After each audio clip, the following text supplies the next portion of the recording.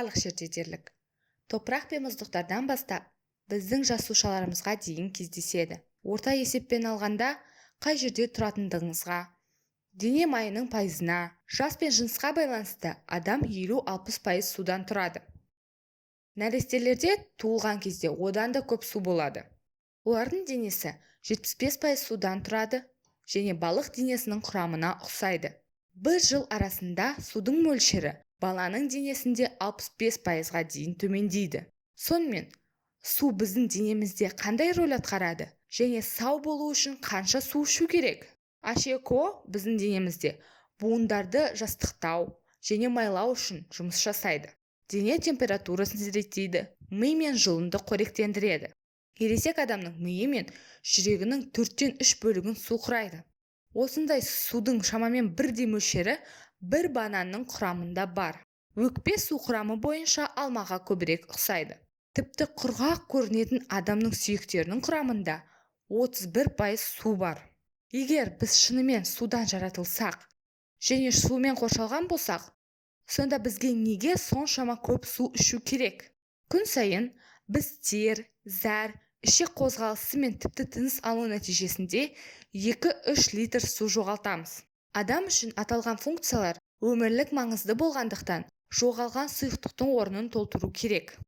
Сусыздану да, гипергидратация да адам денсаулығына үлкен зиян келтіруі мүмкін.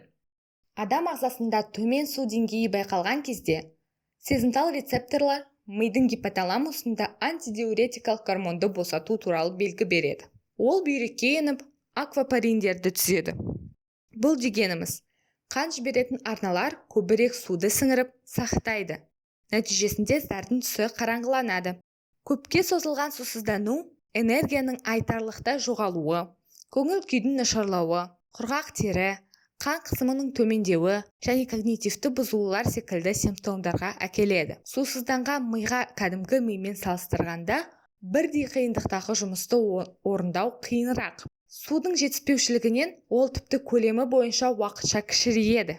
Гипергидратация немесе гипонатриемия әдетте қысқа мерзімде суды шамадан тыс мөлшерде тұтынудан туындайды. Спортшылар жиі артық гидратацияның құрбандарына айналады. Ол ауыр физикалық күш салу кезінде су деңгейін реттеудің қиындығына байланысты болады. Егер мидың сусыздануы антидиуретикалық гормонды өндіруді күшейтсе, мидың гипогидратациясы керісінше, тіпті сол гормонның қанға түсуін тоқтатады.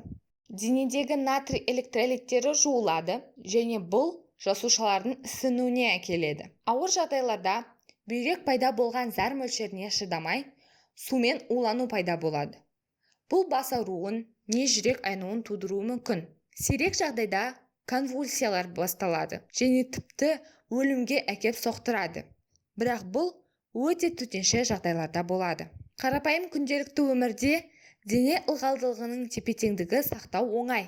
Әсіресе біз үшін бақытымызға орай таза ауыз су бар. Ұзақ уақыт бойы күніне 8 стакан су ішу керек деген пікір болды. Содан кейін бұл бағалау нақтыланды.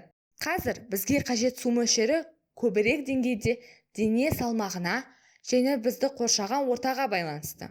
Ұсынылатын күнделікті норма ерлер үшін 2-5-тен 3-7 литрге дейін, ал әйелдер үшін 2-7 литрге дейін су мөлшері. Бұл норма адам саулығына, белсенділігіне қарай азаяды.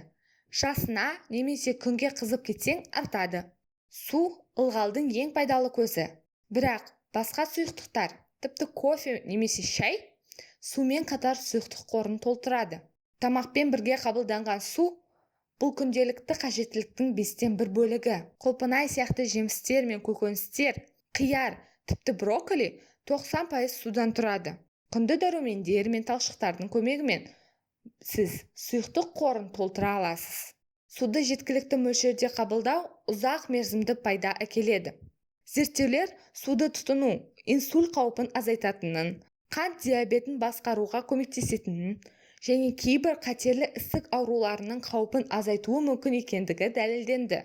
Қалай болса да, суды дұрыс қабылдау сенің амандығыңның ойлау процесіне және дененің күнделікті қызметінің дұрыс болуының кепілі.